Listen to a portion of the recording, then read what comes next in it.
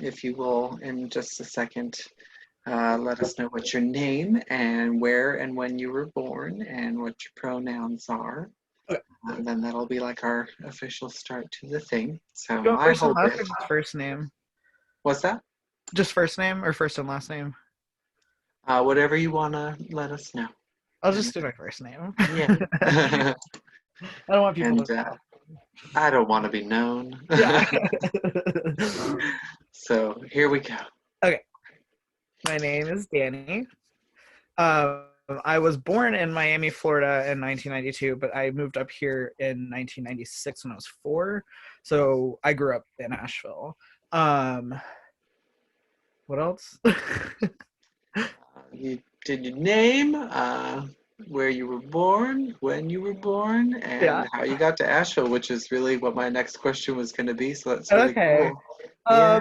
So my mom's side of the family is from Colombia, South America. My dad's side is from here, from the States. My grandmother, my abuelita, moved to the States when she was about 14 because she married my grandfather at 14, who was far older than her, to get out of Colombia. She's from La Dorada in Las Caldas, Colombia, which is a really small fishing village, but like, Colombia, this is like Colombia in the 70s, 60s and 70s, so it's not a very good place to live, and you don't really have a lot of, opportunities there. So she married my grandfather at the age of 14, moved up here, had my mom, and they moved like into like the Miami area. And then she had 3 other kids and divorced my grandfather, and then raised 4 kids on her own mostly. And then they all grew up in the Miami area. And then my dad was born in Massachusetts, but his mom was not a very nice lady, and she had a lot of problems, and she kind of raised my dad in a lot of cults. So they moved around a lot and ended up in Gainesville, and then when he came of age, moved to Miami. And then my parents met because they worked in a bar together, because everyone in my family either works in a bar or is in the military. I chose the bar. I was not going to work in the Say, fucking what path military. did you choose? Yeah. So they met in Miami, and then I'm the eldest, so they had me, and then I have a little brother and a little sister. My little brother's 2 years younger than me, and we were both born in Miami. They moved us up. Okay, it's weird. So my dad was a bodyguard for the Saudi Arabian royals in Egypt for the first 8 years of my life. So we lived there on and off. And then, like, right after like Desert Storm, they started to jail Americans in Egypt. And so he was like, I've got to get the fuck out of here.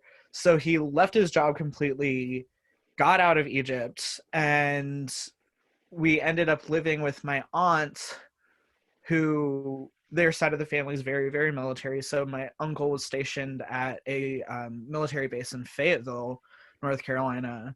So that's how we ended up in North Carolina. Fayetteville's a shithole, and they did not want to stay there. So somehow my parents ended up finding Asheville. So we moved here when I was 4 in 1996. And I've been here ever since. Actually, most of my family lives here. Well, like immediate family. Like my brother's still here. My little sister lives here. My dad lives here, and my abuelita lives here with my dad. And my mom lived here until she passed 3 years ago. So all of my immediate family lives in Asheville. But yeah, I moved here. So we moved here when I was 4, and didn't officially move to Asheville proper. We moved to Swannanoa.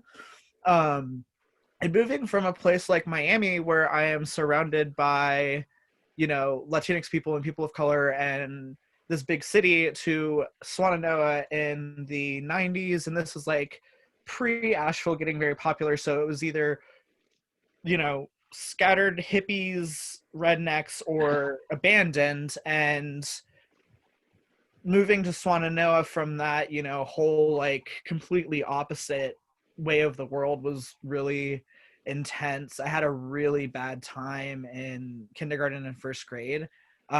Mostly because it was like being Latinx was being trained out of me forcefully. Like, it was weird to talk Spanish. It was weird to be the other, essentially. And I've also talked to a couple of other friends who grew up here who are Latinx who said the same thing. Like, Spanish was my first language. I'm no longer as fluent as I want to be anymore because it was forced out of me in like rural white populated schools that were like, it's, you know, they didn't want you to speak Spanish. If you spoke Spanish, they would say that again in English, that kind of thing. But so first grade, kindergarten, like very early years were really rough. I fucking hated going to school because it was a bunch of like really crazy rednecks who I didn't want to be around, and they didn't want to be around me, and I used to like hide from the school bus and shit and not want to go to school.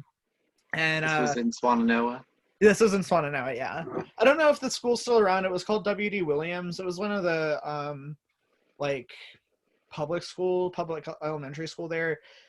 It was, like I said, this was pretty early Asheville area, like pre the blow up of Asheville. I mean, like it was starting to get like the whole like arts culture thing and like Asheville's weird, keep Asheville weird kind of thing, but it was like, you know, relatively early on in that.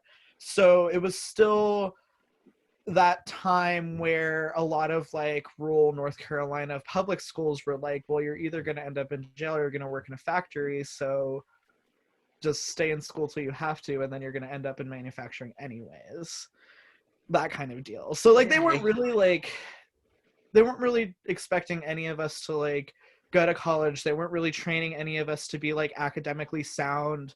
Most of my time was spent in the corner reading books on my own because the teachers spent so much time on the kids who were going buck-ass wild that they were like, well, you can just go over here and read books while we deal with these kids that are fucking going nuts. So yeah. It was, you were well behaved, you get to do this. Fun. So yeah, it was in second grade that my mom found a local charter school called Evergreen. And I was one of the first kids, actually, that's how I met Ivy, because me and Ivy were in that same charter school. And I was one of the first kids to enroll into that school. And like the idea was that it was like, it was a charter school, but it was a free charter school. So it was available to like a spectrum of, you know, incomes. And my folks were like really, really broke poor at the time. So I didn't have to pay anything to go there. And it kept me out of the, you know, local rural public school system that was really shitty and I hated. But so the school was run primarily by like some like wealthier hippy dippy folks who were like, you know, involved in local politics and architects or artists and had money and like wanted to create this like sanctuary school for their kids where they're like not having to deal with public school and blah blah blah and all this stuff. And then there was also like the inner city kids who didn't want to deal with public school anymore. So you had this weird juxtaposition of like these wealthy hippy dippy kids who are like, you know, whose parents are like running this school and they're like doing all these weird things like, I don't know, like solstice parties and all this stuff. And then like all these inner city kids who can, you know, don't have to pay to go to the school and are just like, well, I guess we're going to just deal with these hippies now. So yeah, there was like, it was a really, really weird group of people, but I don't know, it was a good experience. I do remember there was like, it was like in middle school, because I went there from 2nd to 8th grade. And in middle school, like when all of the girls started getting their periods, they would do period parties, like very like, you know, Godiva goddess empowerment, whatever. And I remember when I got my period, I was like, I swear to God, Mom, if you tell any of them, my mom's like, I will not, promise. So I never did that because I was like, don't fucking tell them, I don't want this. And then I don't know, as far as like, so my first, I guess, openly queer friend would have been Ivy, or at least that, like, you know, at the time where it made sense for people to be like starting to feel their, like, because like I'm sure I met plenty of other kids that were queer, but you know, we were very young. So I met Ivy in 7th or 8th grade, and you know, for me, like I was always like, my parents considered me a tomboy or whatever. Like I always knew like looking in the mirror, I didn't see me. Like I saw a boy. I always knew that, you know, these were the feelings that I had. I had no question about it, but it was like, how do you process these things, especially when you're a kid? Like, I didn't have the fucking language. I didn't know what being transgender was. I didn't even know that was a fucking thing. That being said, like, I grew up around a bunch of queer folks. Like, my parents being in the bar industry in Miami, and just like, they would somehow always find gay people. We lived in Marion for a minute. My dad was a car salesman, and my parents were still surrounded by queers. I'm like, in fucking Marion, North Carolina, like, how? How? My mom had this one friend, Sheila, who was like this like real butch lesbian, and I used to hang out with her all the time when I was like 5, 6, 7. She'd just come to my parents' house, whatever. And I remember my parents telling me one story about how they went to the strip club one time, and there was this one stripper that Sheila had like a huge crush on, Oh. and instead of just like getting dollar bills and tipping her or like asking her out, she just took her whole wallet out and threw it at her.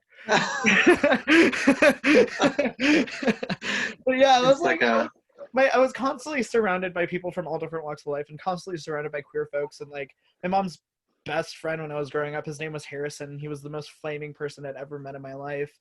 And but my first like my own queer friend, I think, is probably Ivy in I think it was it may have been 7th grade. 7th or 8th grade.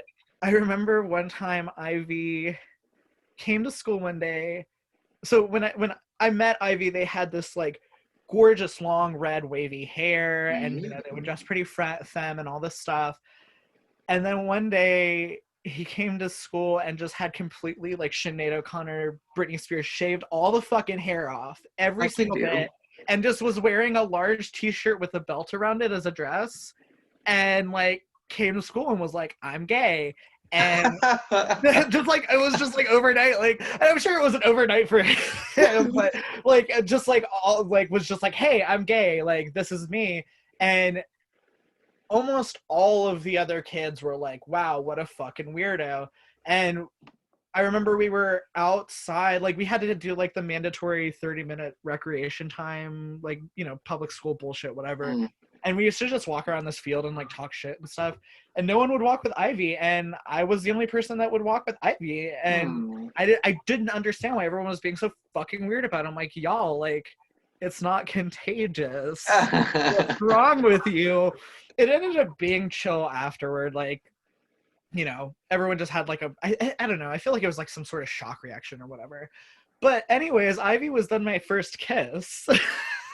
Yeah, and I found out that I was also Ivy's first kiss. Oh, babies! Yeah, we had to sleep over one time, and then we made out, and we were like, oh wow, we're both gay. Look at that. Look at that. But then, you know, I went into high school, and that's where I definitely met like a lot more openly queer folk, who were just like definitely not, you know, this was still like the early 2000s, like not early 2000s, but like mid, you know, past. I graduated high school in 2010, so like 2006 to 2010. So I definitely met like a lot more openly queer folk, and at that point I was pretty content with my knowing that I was queer. I didn't like officially come out to my parents for various reasons. One, like growing up in a Latinx family, like it's really fucking tough to come out as gay or queer. There's just like this, like, there's a lot of like traditional gender roles that are really heavily expressed in the culture. There's a lot of like that machismo fucking attitude. Like, you know, I think now queerness is definitely a lot more okay within Latinx culture, but like for a long fucking time it wasn't. And coming out to an ethnic family is fucking terrifying. Not only, you know, is my mom from Colombia and like very like indigenous South American, my dad's Muslim, and I also grew up around a huge majority of Muslim people and Middle Eastern people and Arabic people, which is also like being queer is a huge fucking no-no for a lot of folks. who grow up in like Middle Eastern culture. That being said, you know, as someone who has studied the Quran, I don't think that is a huge no-no in Islam. That's my personal opinion. There's receipts for that, but a lot of Middle Eastern culture does not accept, you know, being queer. So like I didn't officially come out to my folks in high school, but I definitely was making out with girls a lot. And you know, I remember like there was this one girl I was really in love with. We were kind of friends, and we had a mutual friend, and I had kind of like expressed feelings for her, and she didn't deny them, but she didn't, you know, was like, let's date or whatever, because I think like she was also struggling with her own identity at the time. And our mutual friend, like we were driving around, and I remember that being like, talking to him and stuff, him being like, oh yeah, you're gay, you're queer, you know. But like I hadn't really like been like, hey everybody, I'm gay. It was like more of a natural progression for me. I like didn't make a point to like be like, all right, I'm coming out now. Like it was just kind of like, well, I'm gonna do this, and just whatever happens and you know, whatever. But you know, I also did not express any interest in, you know, cis men. I made out with one guy in 8th grade, and it was like, was enough. Right, that's enough. But yeah, I mean, honestly, like my high school experience was honestly really chill. I think middle school is way more horrible than high school is. I think it's way more awkward, and like people, like I feel like the hormones rage a little bit more in middle school, so people are like more cliquey and weird, and I feel like I definitely dealt with a lot more drama in middle school than I did in high school. In high school, so I went to Asheville High for high school, and it was fucking awesome. There was a huge amount of people of color at the time. You know, it was a different Asheville, but like Asheville High was majority black, and there was some Latinx kids and, you know, some white kids, but like people from all different walks of life. And it didn't like, it wasn't cliquey or anything. I kind of had friends from like all different groups of people. There was also like, high school was when I started, or I played in my first band as well, which was a Ramones worship punk band called the Dirty Quaints, and we played like maybe 3 shows, but we all sat together at lunch. It was really cool. We felt cool. Nice. We felt cool. We felt really cool. But high school is definitely like, I don't know, for me, like with my upbringing, I grew up with a family that was like really poor and really wild and really crazy. Like my parents never really recovered after my dad left Egypt financially, so we lived in a lot of really like weird fucked up places that shouldn't have been considered homes. We kind of moved all the time, and you know, they didn't have money or anything, so I ended up, you know, having to grow up really really fast and kind of be the adult for my parents who should have been adults. And so come high school, like middle school and high school specifically, at that point I was like so mature and so ready to be on my own that I was just like, see ya, and kind of was never home. I had like, you know, my parents were like the cool parents that let people, like kids, drink or whatever. So I had like friends at my house and stuff, but like most of the time I was out somewhere, hanging out with my friends, like going to shows. That's when I really like got into the underground punk and metal scene here and started going to a lot of shows, playing a lot of shows, hanging out with bands. And yeah, I just like kind of like was very independent really fucking fast. I am definitely the kind of person who never had nostalgia for being a kid, because for me being a kid was so fucking tough that I was just like, nah, this sucks. I'd rather be an adult and be able to make my own decisions without anyone questioning me. Because like, I mean, my parents were fucking fantastic parents. I love them to death, but like having your parents be fucking coke dealers when you're in high school, and specifically when you're one of the only like Colombian kids there. So, you know, this is like pre-2010, like people were not quite as woke as they are now. So like my nickname in high school was definitely Spick Span, or like if someone was like, oh, you're Colombian, huh? You know where the cocaine is? I'm like, no. And I'm like, actually, like my parents are fucking coke dealers. No. I'm like, no, I don't, asshole. And I'm like, fuck. Why did you have to be a stereotype?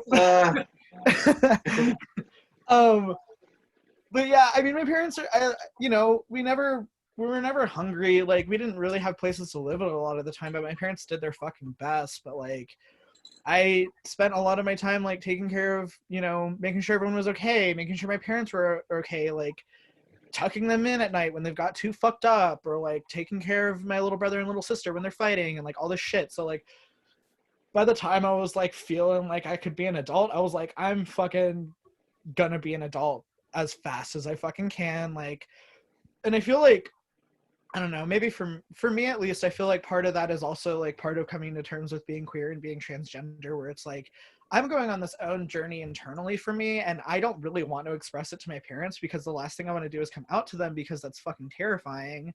So I'm gonna go over there and I'll see you later, see you at dinner, you know. I have my own life, you have yours. So that was kind of like high school for me.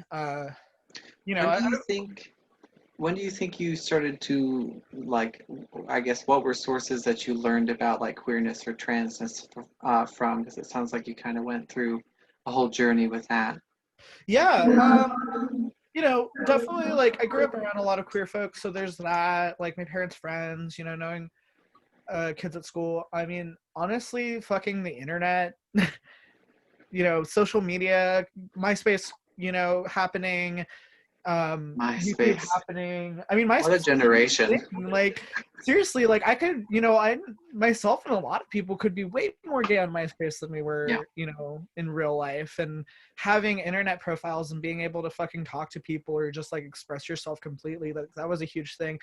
I didn't, like, there wasn't really, or at least not to my knowledge, like, I didn't really know anyone who was like heavily involved with like a gay straight alliance or anything at Asheville High. I know now there's a lot more of that, but like there wasn't really a particular organization. It was more just like being around my friends, being around the punk community, like being around people who were expressing themselves in a lot of different ways. That's mostly how I learned about, like, you know, queer terms, seeing representation of queer folks, stuff like that.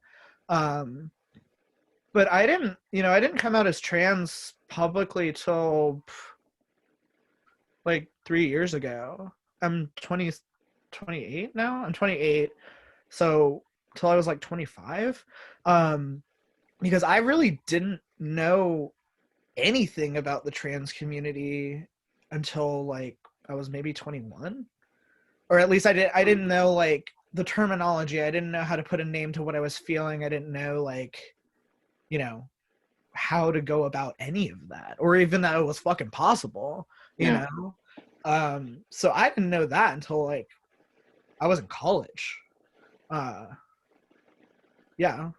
And then I do attribute a lot of that to like the like punk metal scene in Nashville too. Like there's a lot of really, really cool folks that have been here or are here now that are you know, really, really good, you know, grassroots movers and shakers who do everything they can to keep this community safe for a lot of people. And like I've met so many good people at like shows and like parties and, you know, stuff like that, that like really taught me about what it means to, you know, be queer, but also to hold spaces open for other people to be queer too.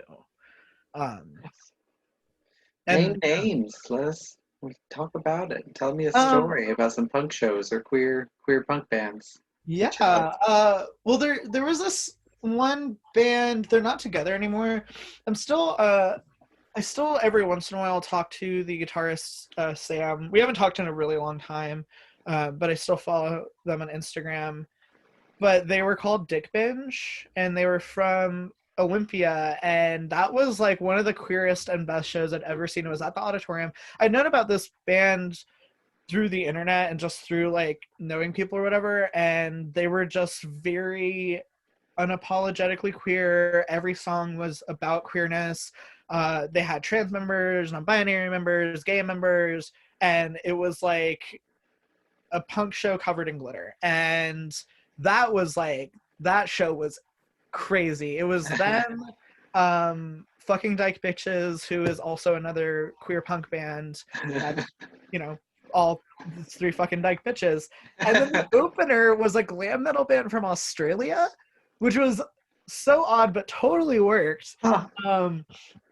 And that was like, it was funny because I had never met them before in person. I'd bought stuff from them like over the internet or whatever, but I saw them and I think I was either 20 or just turned 21, and like this is, I think I just turned 21, but like the auditorium has always been, a huge staple of the community. And before it was the auditorium, when it was the Get Down, like myself and a lot of people used to go there, and we used to sneak drinks all the time, and it was like Wild West Asheville for sure. Like it was crazy. But then the auditorium started, and thankfully we all turned 21 by that point. So the show was at the auditorium. There was it was one of those shows where you see everyone from the community come out for it. Like it was a huge turnout. Everyone was having a blast. And it ended up, I saw the band, I saw Dick Bench, and I was like, oh my God, I got to say hi to them. So I ended up talking to them, and like, unless I'm bartending or, on stage playing a show, I tend to not have great communication skills, and I'm pretty fucking awkward. So like going up to people is really tough for me. It's like if I don't have something to do with my hands, I don't know how to fucking talk to you. So I went up to them and I was so nervous, and they ended up being like so fucking cool. And like we exchanged addresses, and long story short, me and my best friend Megan both bought the tapes, and Sam had written his address in the tape to give to me. I was like, let's be pen pals. Megan ended up with my tape. I ended up with hers. She took her tape to Oakland and lost it in the desert. So I never ended up being a pen pal with him, but I found him on Instagram years later. So the years lost. Yeah.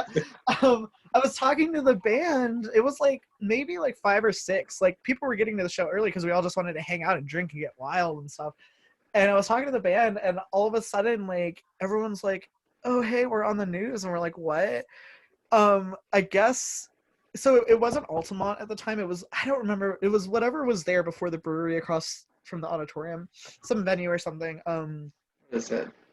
I don't remember what it was called, but they, I guess, called the police because the auditorium marquee said Dick Bench and fucking Dyke Bitches. So then all of a sudden it was on WLOS, like as we're all sitting there, and the band is like, holy shit, we're on the news already? Like we haven't even unpacked our gear. We're not even playing yet. No such thing as bad press. I mean, it was. I still like every once in a while that like Facebook memory would come up, and everyone would be like, "Oh shit, do you remember?" That's so funny. But yeah, the auditorium obviously was a huge place, and then the Murder Basement, which was on Hanover Street. I knew a lot of people there, and at the time, like, I was in college and just like really doing my own thing. I lived with my parents because I didn't want to pay for a dorm, but I didn't live there. Like I just lived where the fuck ever I was. And so I was almost every night at like a punk house, a punk show, or traveling to some other punk house in some other state. So there was the Murder Basement. There was the Goblin Hole, which was on Argyle. There was Brown House before any of those, but Brown House burnt down. There was like a huge slew of punk houses in Montford, and then a little later on there was the Crooked Wood on Crescent Street off of Merriman, which was also a speakeasy. All of those places hosted shows all the time, and I got to know all of those people really well, and that's where I also like met a lot of people from like the Raleigh area. So we kind of like had this back and forth between like, it was like Raleigh, Charlotte, and Asheville had like this whole like triangle of people just like playing each other's houses and like traveling around. And then I met my best friend Megan playing a show. She used to be in a band called Infinite Boner, and she was the vocalist. And when I met Megan, that's when we just started like traveling around a bunch. And so in 2012, we went to Skatopia in Rutland, Ohio, which was probably one of the most wild times I've ever had in my life. There's a documentary about Skatopia online. It's called like 88 Acres of Anarchy. Essentially, it's this guy, Bruce. He was like a semi-pro skater in like the 80s, and he bought 88 acres in literally fucking nowhere, Rutland, Ohio, which is right across. It's right on the border of Ohio and Virginia. It's right next to the town where the Mothman happens. So I've gone over that bridge. Yeah, it's weird. Luckily, I did not get pink eye. But so he bought this 88 acres, and most of it is, so he built like a huge skate park there, but most of it's pretty empty. It's just like a big ass field. And then towards the entrance, there's like another skate park-ish kind of structure called the Death Bowl. It's a 30-foot drop. And he's built a structure around that. So on either side, they host shows. And then underneath, they have like a sort of kitchen where they serve barbecue sandwiches out of the glove that the person picks it. So they pick it up with the glove and then turn the glove inside out and then serve you the sandwich that way. It's not sanitary by any means. And then there's like a slew of different like buildings. Like there's one trailer that's completely and entirely wallpapered with like PBR cases. And people like, there's a handful of people that live there, but they host 2 festivals a year. One's called the Backyard Blowout and one's called the Bowl Bash. And I went to the Backyard Blowout, and it's like sort of a yearly trek. It's like, I don't want to call it like a pilgrimage, but it's sort of a pilgrimage for a lot of like folks on the crustier side of the punk spectrum. And like you just go there and camp out and see shows. And we went there because Megan's band Infinite Boner was playing, and so we just like drove to Ohio in a van and camped out at this place for a week. And I witnessed the biggest fights I've ever seen in my life. 2, witnessed the crustiest, punkiest people I've ever seen in my life. And 3, lit a car on fire, because they do that every year. But also, it was like a whole nother realm of like, I don't know, at the time I had just like broken up with my first really serious relationship with someone, and at that point, like, that relationship kind of outed me for my parents, because like it was a serious relationship, and so at this point they knew. And so that was like my first like, you know, girlfriend, and we broke up and I was in a really bad spot. So met these really cool people, went to fucking Ohio, and then met like a whole nother realm of queer folks who were just like pansexual and would like do whatever with whoever, and, you know, identified as all different kinds of things, but also like, you know, people who were working in social justice or were like concerned about things like, harm reduction, or concerned about things like as far as keeping communities safe and stuff. And like, you know, not everyone there was, I wouldn't say Skatopia is like a haven for people who are really woke, because there's a lot of really fucked up people that go there, but I met a lot of really woke people there too. And then, you know, that's being thrown into the punk scene then was really when I started paying attention to like grassroots activism. I started to meet more people who like, you know, do a lot more for the community. There are a couple people who come to mind when I think about like activism for like the queer community and communities of color here, but I don't want to name them because they don't want to get doxxed and are intentionally really private.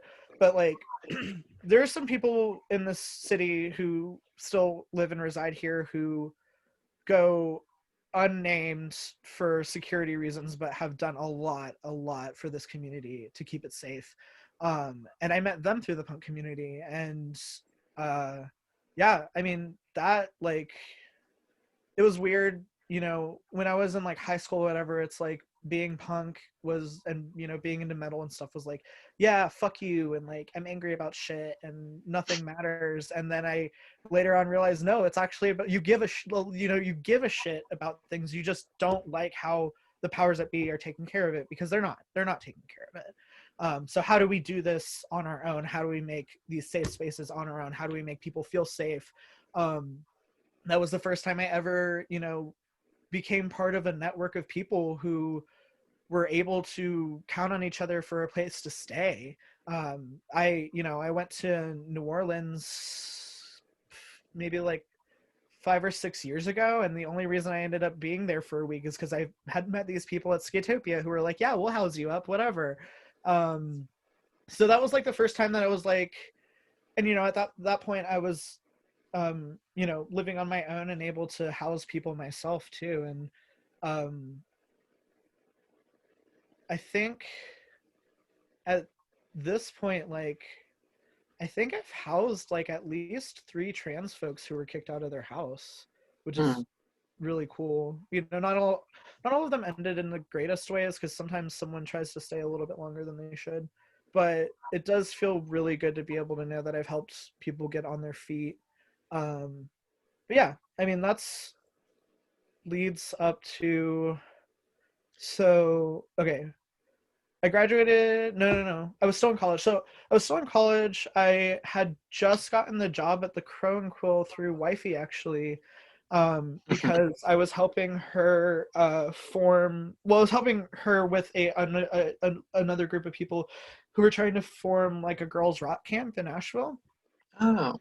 And I was like, yeah, I want to be a part of this, you know. And you know, we made it.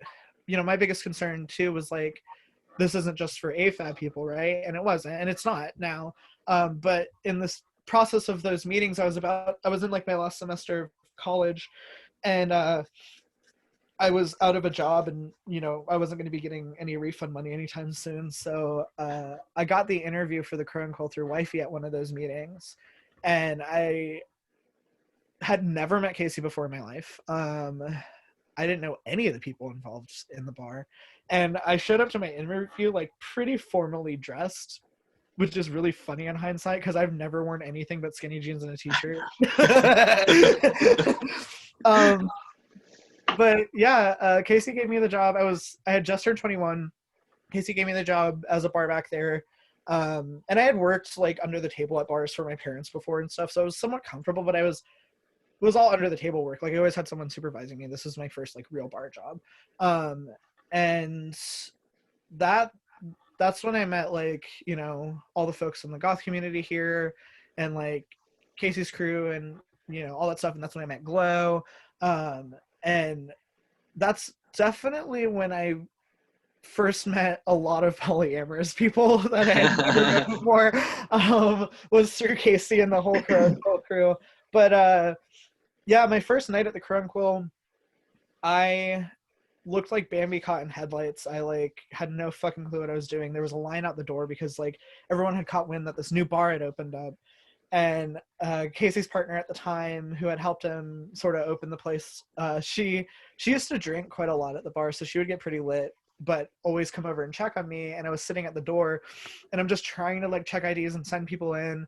And you know, I just turned 21. I have no business checking people's IDs, but here I am. And she walked over, and she's like got a cocktail in her hand. Whatever. She walks over, and she's like, "Yeah, you know, you're doing a really great job. You just, you know, just be a little bit more stern, like make sure people know you're in charge." And I'm like, all right, got it. So then like keep doing it. And like 20 minutes later, she walks over and she's like, yeah, you're doing a really good job. Could you like smile maybe a little bit? So it's like, I'm either like too much of a soft baby or way too hard. Yeah, I was just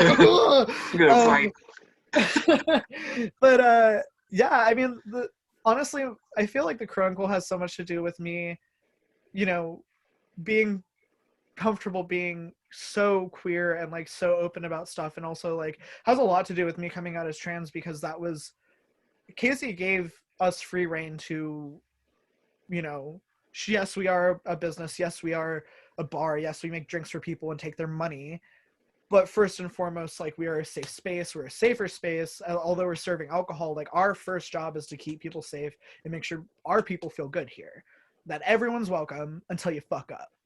So, like, he allowed us as a staff to be able to make decisions with all authority.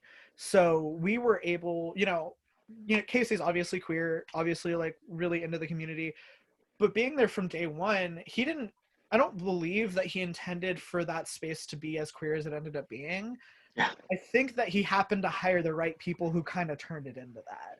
Like, it was like the Crow and Cool when it first opened was definitely like, it was catered toward like the goth community. It was catered toward like, people who wanted to be at bars with no one else around. Like, it was for the locals, it was for his friends, it was for everyone who wanted that, like, sort of like, nostalgic Jolly Rouge thing. And he just happened to hire a group of fucking wackos who were like, yeah, that's great, but like, can we do this too? But how queer can it be? Yeah. So, like, I mean, it was honestly like between me and Glow and Wifey and Shelly worked there for a good while, and then like Liam, and we had F working, and like Bonnie worked there, Lauren Phillips worked there, like a huge slew of people worked there who just like, all of us just kept bringing in more and more people and putting in our input. And there was like, I think, so it was, I had trained as a barback for a year and then became a bartender. And it was almost right after I became a bartender that I started talking to Glow and Casey lightly about having the drag night there. And I had wanted to do it like since I fucking started working there, because I was like, if I can't do it here, I got to figure out where I'm going to do it. Like, for a while, me and Glow were talking about like, what if we did it in like the attic room of Loretta's sandwich shop? Like, what if they let us rent that out? Or like, can we do it in the alleyway? Like, how can we make a fucking drag show happen here? Because for early on with the Crow and Quill, Casey was really, really stern about the aesthetic and like how he wanted the place to look. And like, I totally get it. But that's what's made that business successful. Like, he kept to what he wanted. It's not uniform because it's it's unique, but it's very like concise and clear. And I didn't think he would go for it, and for a while he didn't. Not because it's a drag show, but I think just because he needed to see a like real business plan for that. Yeah. And I also didn't know who was gonna do it with me. Like, I was like, okay, I want to do this thing, but I can't do it on my own. I can't bartend and run a drag show on my own. And then John Paul got hired, and late nights sitting at the bar sipping on whiskey and talking about drag, finally I was like, do you want to do this thing with me? And they were like, yeah, absolutely. So then we finally talked to Casey and gave him enough of a plan for him to be like, all right, let's try this. And the first drag night we had was, I remember it was in November, and I guess this was like 4 years ago, so 2016? No, it was 2017. It was November of 2017 because my mom had passed away in August. And after my mom passed away was when I took the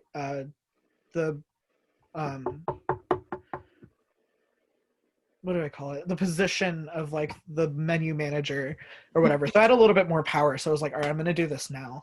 So it was November of 2017. We had our first drag show. Maybe like 10 people showed up. It wasn't even really a drag show. It wasn't a drag show at all. Like, because we had kind of convinced Casey to let us do it by saying it wasn't going to be a drag show. It was going to be a drag night. Because the last thing he ever wanted to see was a bunch of like cis white gay dudes lip syncing. He was like, I will not have that. I was like, okay, got it. So it wasn't even a drag show. We're just having a drag night. People can come and drag, and like maybe here and there someone might get up on a mic and do something. And Glow showed up in this silver robe that I have the robe that she showed up in. And she had this silver robe, and she had mint julep mask all over her face and curlers in her platinum blonde hair, and she read a like bedtime story to everyone. And then there was like a couple of friends here and there that showed up, and then these two like gorgeous, immaculate, polished drag queens showed up, and they were big, like just linebacker built houses.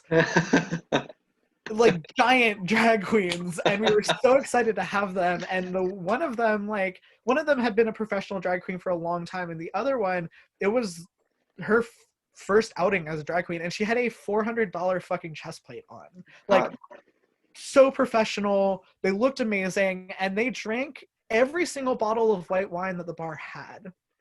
And seriously, had they not come to that drag night, I don't think that it would have ever happened, because the only reason we made money is because they literally drank I'm not kidding you, we ran out of white wine. All of it. Not just like Chardonnay, not just like Pinot, every single bottle. And they walked home, they were fine. I don't know how. So then we did the next one we did was a Christmas one, and I think it was like maybe 3 or 4 in until we finally had an actual show. And I was running sound, bartending, and JP was hosting and doing door. And it was not fucking easy at all. So difficult. Running. Oh god, like I would go into the bar at 5 p.m. No, I go into the bar at 3 p.m. because the bar opened at 3 p.m. set up part of the drag night because I didn't want to take away from the opening bartenders, quote unquote experience, set up part of the drag night, and then come back at 7. My shift usually didn't start till 9 or 10. Come back at 7, finish setting up, and then from the minute my shift started till 2:30 at night, I didn't stop moving. Like there was just so much to do. I don't even remember who our. Oh, okay. So I know Ivy definitely performed. D Minor, aka Mikey, performed. Yeah. I think Smudge was either show 1 or show 2, for sure. Who else did we have? There was this, I forget their drag name, but one of Glow's friends, Nick, they had like their own like kind of crazy performance that they did. There wasn't that many acts. You didn't make that much money, but people really liked it. And I remember when we started to have shows and people started to come in, we started to have more and more people coming in who we'd never met before, like not friends of friends, not like someone who was like, oh, I know blah blah blah, like people that I didn't know who somehow heard about it, that would come up and be like, this was the first place that I felt fully comfortable being non-binary or being trans. Like we had people coming to drag night to try on their identities, which was so cool. It felt great. And we also, part of it, I think, was it was just such a good group of people, and like so many people were coming who made that an amazing night. Part of it was also because I think they actually saw us physically throw out people who were being awful. Yeah. Like we got into it on those nights. Yes, like it didn't happen. I remember the first night I remember it happening. Well, not the first time, but one of the most prominent ones was, it was one of the first nights that Lane performed, and there was this, policy at the one thing that I learned bartending was like, you can't judge a book by its cover ever. Like there are people who come in to the bar who look like the normiest, yuppiest, or redneckiest, person, and are so nice and so welcoming to everyone. And then there's people that come in looking like me who are complete assholes. So we always let we did a judgment call at the door. We'd talk to people, we'd have a conversation with them. We want to make sure like people are going to feel comfortable, but we weren't going to not let someone in for just looking a certain way. So we always had like tourists or like some yuppies or just straight couples coming in for drag night and having a blast. But there was my most notable memory of kicking someone out at a drag night. It was 2 couples, white, straight, cis, and they had come to, I think they had come to see the show, or at least they heard about there was going to be a drag show and they wanted to come see it. And I remember Lane coming up to me, and I was bartending. I was like, hey, what's up? And they were like, oh yeah, there's that couple over there. She, pointed out whatever. It was like, yeah, she called someone a faggot, but I gave her a warning. And I was like, oh, no. And Lane's like, what do you mean? And I was like, no, there's no warning. So Lane's like, what are you talking about? I'm like, no, no, no, no. They're gone. There is no warning. You don't do that. You don't do it once. You can't do that at all. And I think I grabbed Ivy. I was like, Ivy, come on, let's kick someone out. And Ivy was like, fuck yeah. And we went over there and just like immediately kicked this woman out. And I remember her saying something to me along the lines of like, well, you know where I come from? Like, it's just a joke. And I'm like, well, I come from, it's not. That's not a joke. No. I think that was the first time I remember kicking someone out of drag night, but it didn't happen very frequently, which was awesome. But so I had met Haley when I first started working at the Crow and Quill, not through the Crow and Quill. We actually met at the auditorium, but Haley definitely was my biggest support with coming out as transgender. Like, helped me come to terms with, you know, how I was feeling, helped me learn the language. Like, Haley's been a huge influence on like me learning and navigating queerness. And you know, then we started doing drag night and like more and more folks are coming in. I was meeting more and more people. And then yeah, that's why I decided to come out publicly at drag night, I think. Just because like that was my safe space. That was like the family I wanted to come out to. And I didn't come out to my parents when I came out then. I actually didn't come out as trans to my family until last year, when I started T. And part of it is because I knew that I couldn't come out as trans to my mom. My mom was a cool person. Like, she by no means was she transphobic or homophobic, but like I said, like there's that weird thing in the Latinx community, and there's that weird machismo thing, and like even when I came out to her as gay, like she told me not to tell my abuelita or tell my aunt or anything. And my abuelita found out on her own and was totally cool, and I couldn't figure out why my mom was freaking out about it. And I realized, like, you know, I don't blame her for this because I get she's from a different time, like, but she was cool with trans people, she was cool with queer people as long as it wasn't her kid, because that's not the life that she envisioned for us, you know.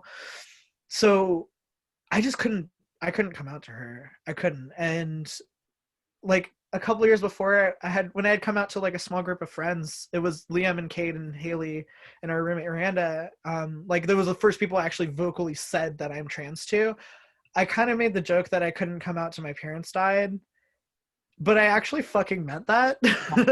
And so I remember when my mom passed, like, you know, after the grief process and the mourning process and stuff, like me and Haley talked about it a little bit. It was like, well, are you ready to come out yet? And I was like, I don't know. Like, part of me was, and the other part of me was like, I can't do it yet because I was dealing with so many repercussions of my mom's death. Like, my mom was the matriarch of the family. She kept everything together. So when she passed, me and Haley actually ended up moving out of our apartment and moving into my dad's place because I knew they couldn't take care of themselves and they needed help to like figure out how to, you know, figure out life again.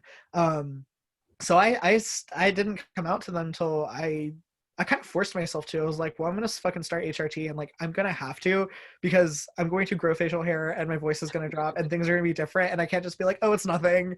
Don't worry about it.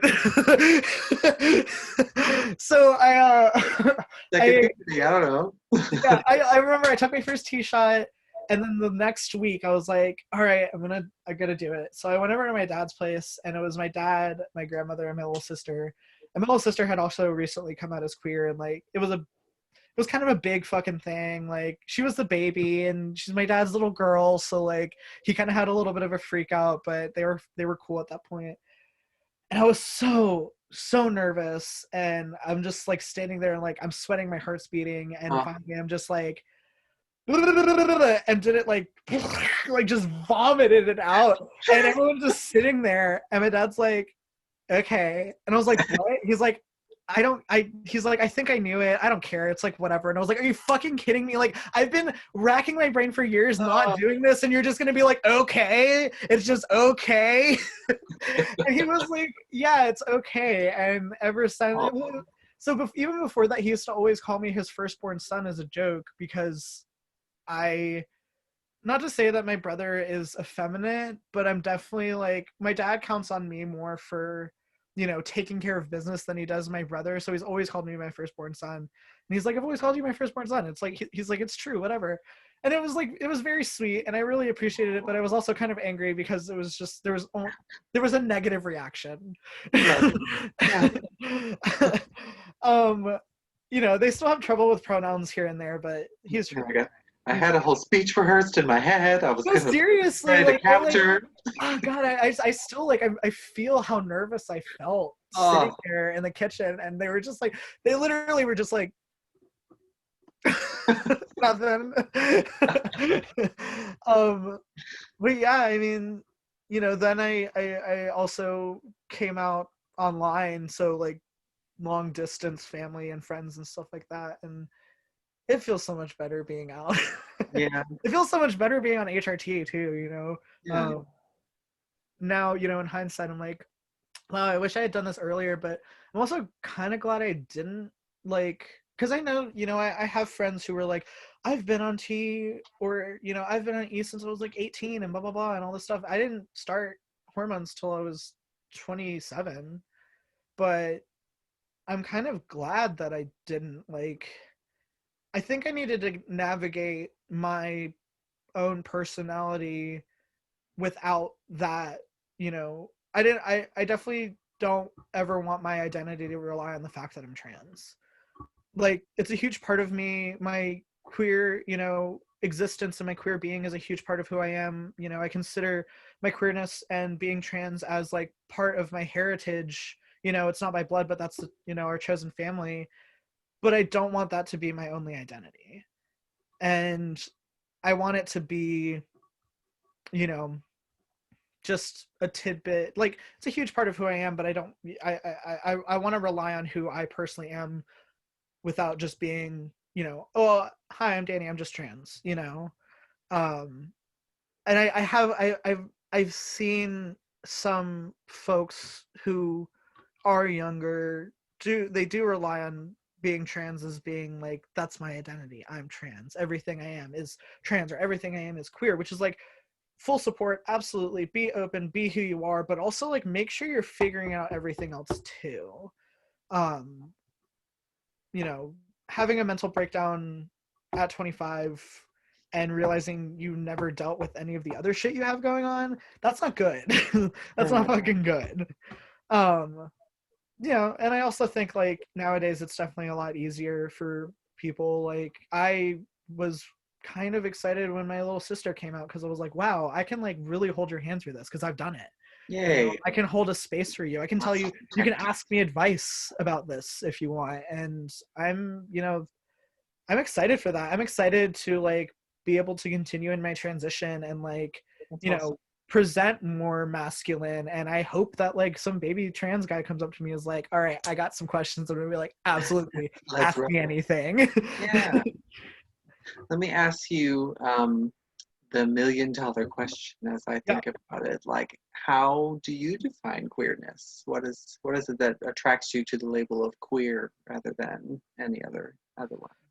Well, first of all, this is a multi-level question, or multi-level answer, I guess. First of all, I always hated the term lesbian. I never identified as a lesbian when I was, female presenting. I was never really female presenting because I've always presented pretty masc, but like, I hate that term. I know I'm not the only person that hates that term. I don't just hate it because of like, lesbian, it's a weird word. I just like, I think it has some connotations to it. There tends to be like, I've met a lot of like first wave feminist turfy lesbians in my life, and I don't like that. I tend to gravitate towards queer or gay. Queer more so now.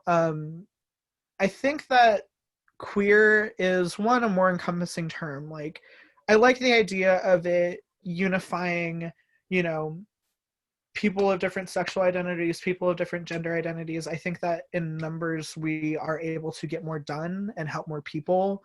I definitely don't, obviously there can be rifts in different communities, but like, I really like the idea of having this queer community that we can all support each other. We all have these things in common.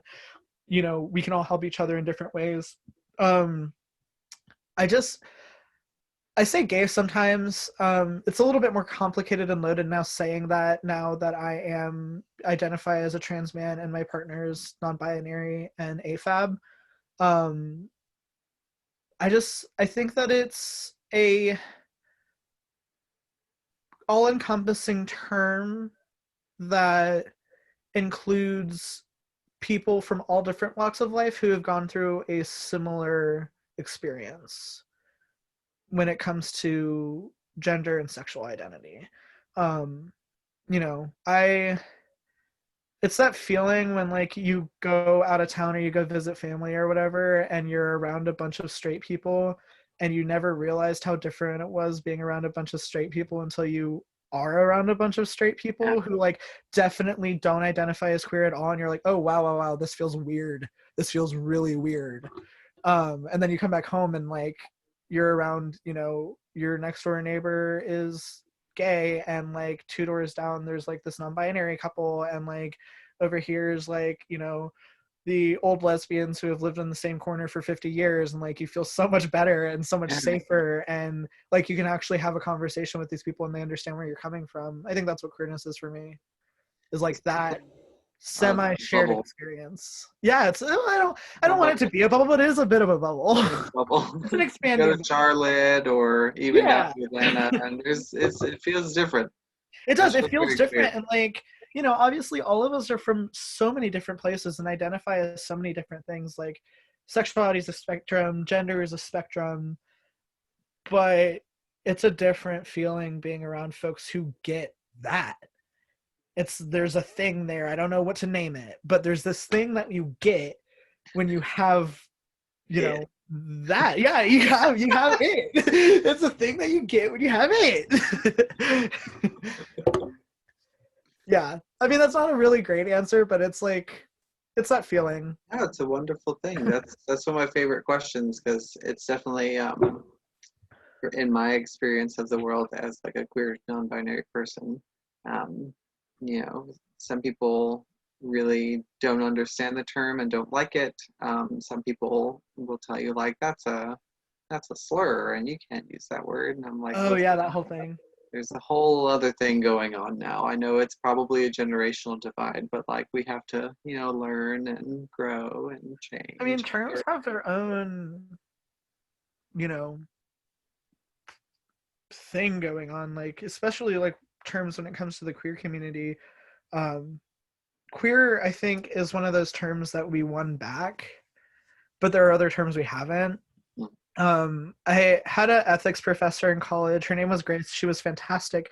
She's also a wild lady who just was, we called her Hurricane Grace. Um, and she was a really, really great ethics professor. There was one other, there were a couple of queer people in that class. You know, this UNCA, it's a majority white. A lot of people are pretty like cis and straight. Nowadays, probably not as straight.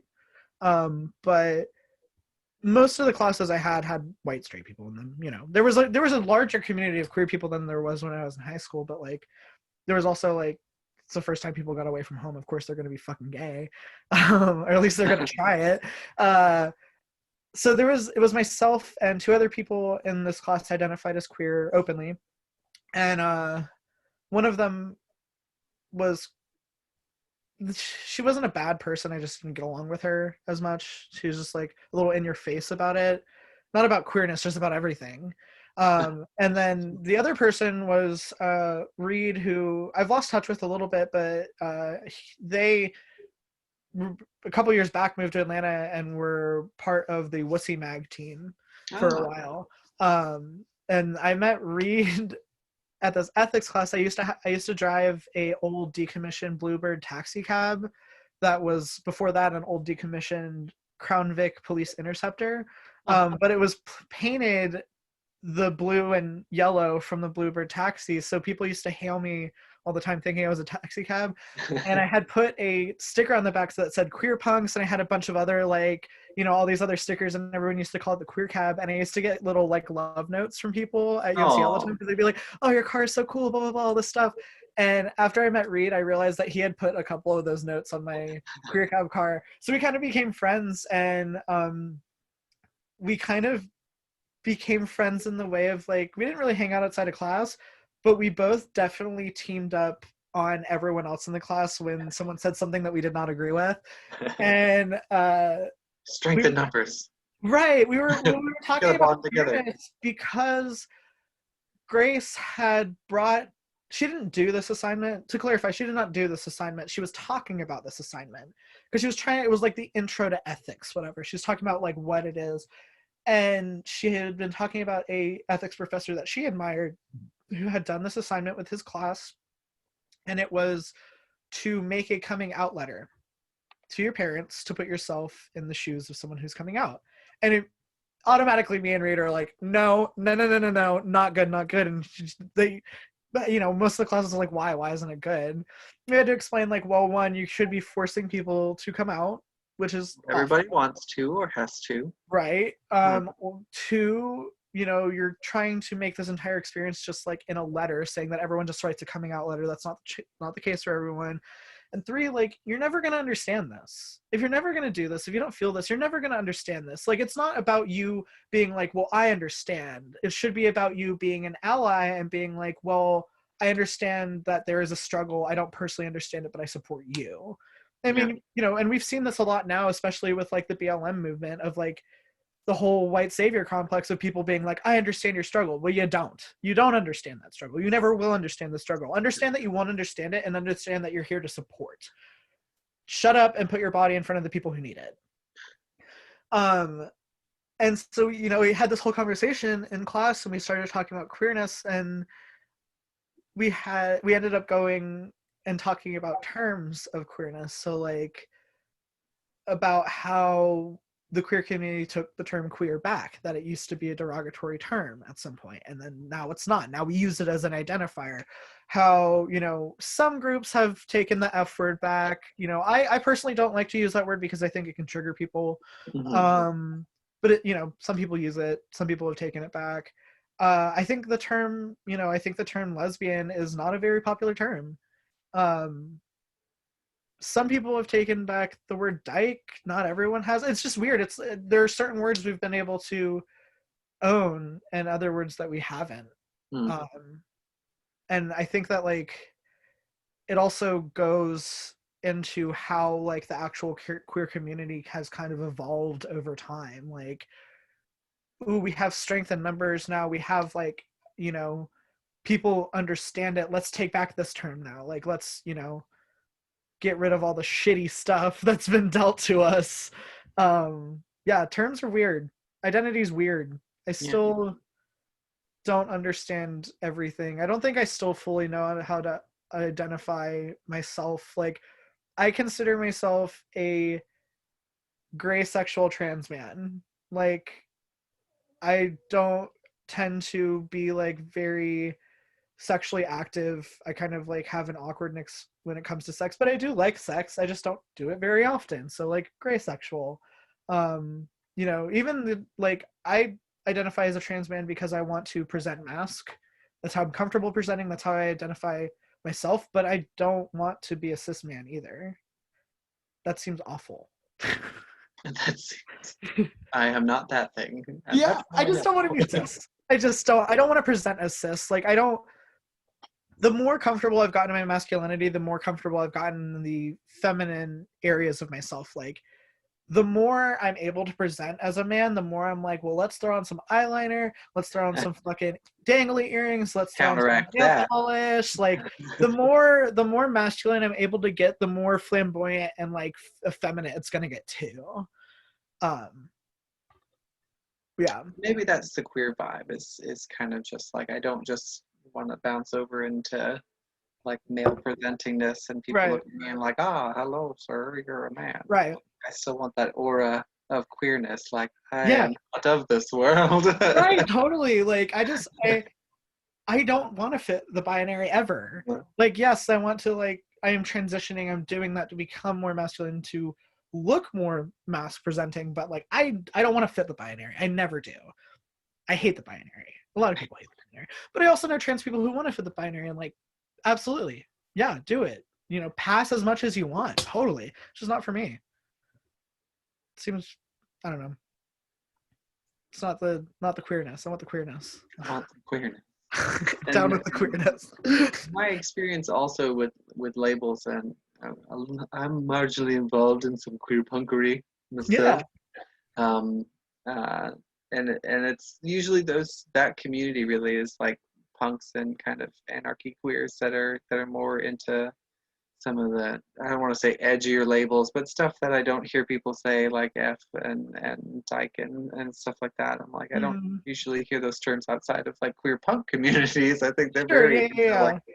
being like, yeah, I'm a faggot, like being Right. about it, and like No, I'm I know quite a few like queer punks who are like, yeah, I'm just a straight up dyke. And I'm like, cool. yeah. That's fucking awesome. Yeah, I think that's just that desire to be off the grid, off the binary, and it's Yes. like I am being actively queer and taking that level of expression to Yeah. that place where like you would call me this, and I'm okay with that. They're also like, I think that there are pronouns that I still like, I know of, but I've never met anyone like the Z pronouns. I don't think I've met anyone that uses Z pronouns, but I know people do it. And I think Mhm. there are other pronouns that I don't even know about. Oh, there's always pronouns. There's always pronouns. Gender is so nebulous and space-like now. We're getting out there, and I love that. Yeah. I've just like I've defaulted to they to the point where I refer to everyone as they. Yeah, And I it's not catch myself doing necessarily that. a good thing. It's a good thing. But it's all not always a good thing. Yeah. Like most of the people I know I think are like pretty cool if you identify them as they, and they might correct you or whatever. But I have met people who have identified as they or someone else I know has identified as they, and they've been offended. Yeah. There's this trans woman that used to come to the Chronicle when we were open, who's really cool. She kind of became a little bit of a regular, but one of my barbacks once accidentally referred to her as they, and she was like, nope, and like went off about it. Oh, and they were like, I'm so sorry, I'm so sorry, I'm so sorry. And she's like, how dare you? I mean, she's also she's an older trans woman. You know, she's spent her life passing, and I'm sure not only because she wanted to, but because she had to. Mm. And she's obviously put a lot of time into her transition, and was feeling that offended all of the work that she had done. But Yeah. I you get know, that. I hear yeah, that. I And haven't then, seen it happen a lot, but I've definitely seen people get offended by it. yeah, queers, we're not perfect. Yeah. That's the day them. Yeah. We don't have gender all figured out either. You gotta ask pronouns, period. Moral of the story. Gotta ask pronouns. Not be a Yeah, secret. it's weird. Like I've definitely started to not only myself ask for pronouns more and more frequently, but like been in situations where I didn't expect people to ask for pronouns. I got my Yeah. pronouns asked at the fucking DMV. That was Huh. cool. That was really They cool. put that on licenses now when you're like, they don't. No, no, no, no, That's no. nice, I But guess. I was waiting in line at the DMV one time, and I was trying to get like some, I don't know, something for my tag or something. I was waiting in line, and this guy like kind of cut in front of me. He didn't know it. There were like two lines, but I was up next, and he went to go, and the woman was like, "Oh, no, no, no, no, no," and like looked at me and was like, they were there before you. And I was like, okay. And then I like went up to her, and she's like, pronouns. And I was like, this is cool. She's like an older, like kind of rednecky lady too. And I'm like, this is fucking awesome. Hey, Asheville. Yeah. Yeah. That happened to me at a Belk. I went to pick up a package, What? and the stewardess lady, packagess, Yeah, package I person, like packages. packagess, was like, "Hi, what are your pronouns?" And I was like, "Do I dress today? Like, I'm wearing a tank top. I don't know that I was advertising, but yes, thank you. I use Yeah. the pronouns." I mean, it's always like it's a bit of a treat when it happens. Yeah. Like it's always, like every time it happens, I'm like small victory for everyone. I know at some point it's gonna become a thing where it's just so normal that it's not gonna feel that way anymore. But I do kind of like living in the time that I have lived, where it's like I can go from not seeing any queer people at all ever and feeling like a fucking weirdo to feeling like normie straight people are weirdos. Yeah. Yeah. Well, this feels like a good natural stopping point, unless you have one last big fancy story to push for me, No, or if you're I've talked a thinking like lot more than I thought I would. yeah, I But I really also love haven't that. seen you in a long time. Yeah, I loved hearing some of your stories. I think you shared some really poignant, cool stuff, and I don't think anyone else is going to give us some insight into like queer punk Asheville as much as you did just now. That's really If I cool. remember more, I can send you more. There's a lot of Yeah, good old. That's one thing. Like total sidebar, but like I was talking to my bandmate Jamie, and before I say this, speaking of bands, we got to jam sometime. Um, yeah, that's but we were talking about like how obviously like bands aren't playing right now, really like kind of messed up a lot of, or at least halted and kind of messed up a lot of stuff for like the music community everywhere with coronavirus and everything shutting down and social distancing. And like me and Jamie didn't practice for like 3 months, like, and I know bands that still aren't practicing or still not able to. And we're just kind of talking about like how is this going to affect Asheville specifically? Like the Mothlight closed down, a couple yeah. other places closed down. Sly Grog is struggling right now. Everyone's struggling right now, and like I'm really, really sad to see a lot of those places go. Like I have so many good memories from the Mothlight, like not only playing there but going there as an attendee of someone else's show, and like just so many good memories. But what if all of this happening also means that it could be a resurgence of the underground scene? Yeah. Because the thing about like Slygrog and Mothlight and Auditorium and Static Age and all these places, like if they struggle, if any of one of them shut down, which one of them already has, that's one less place for heavy bands to play. Because Asheville has a long history of building itself up off of its local community and then kicking that local community out when it gets big, Yeah. aka Orange Peel, huge example. Yeah. The Orange Peel is built from the local scene, and now you hardly have a local band play there. And if you want to play there, you have to play their club first. Mm. Whatever. Anyways, up until maybe 5 years ago, there were at least 10 punk houses running in Asheville at any given moment. And now I think maybe there's 2, and I haven't been to either of them. Like, I'm kind of excited to see, like, when a vaccine happens, when this stuff opens up, what if we, like, because Asheville pushed the scene underground again, what if we have an underground scene again? That would be kind of cool. Yeah. I'd be way into it. I haven't played a basement in forever. I'm so excited. I mean, I'm a little older now, so I might just, like, be in the back with my arms crossed, but I'll be that guy. I remember when we had underground scenes. Oh god, I remember it was like a couple years back where like the first time I went to a show where I didn't mosh and I was like, oh fuck, I'm old. Oh, I'm too old for this. Well, it was just like that moment where it was just like, oh, that used to be really fun, but I don't want to do that right now. I'm like, fuck, I don't want to do that right now. Like, who am I? That being said, like so many years in mosh pits have kept me from tripping on my ass so many times. Like you can trip me, I will not fall. I'll look silly for a second, but I learned to not fall from being in lots of mosh pits. Nice. That's so awesome. Well, thank you so much. There'll be a spot on that forum also if there's anything we talked about tonight that you think of that you have like a cool picture or something. We have like a digital archive where you can donate stuff to. I or think any I paper have a artifacts, lot of show pictures. Yeah. I definitely have some pictures from that Dick Bin show. Yeah. Somewhere. So I'll find those and I'll send them. Yeah, there's a link. If you have them digital, you can just upload them right to it and that goes to the archive. But if you have paper stuff like flyers or playbills or something from shows or band posters, I definitely have flyers from the Crow and Quill about Sundays are a drag, maybe. Oh yeah, we can put some of those. I have a lot of drag night pictures too. Yeah, sure. Yeah, that'd be fun to put in there, especially awesome. Like Asheville's queer punk drag show and stuff. Well, let's keep in touch. Yeah, thanks so much, and maybe we'll do another one sometime. We'll think of some other stuff to talk about too. Let's just make a podcast. Fuck it. Yeah, I love that too. All right, I'll see you later, bud. Thank you. Bye. Bye.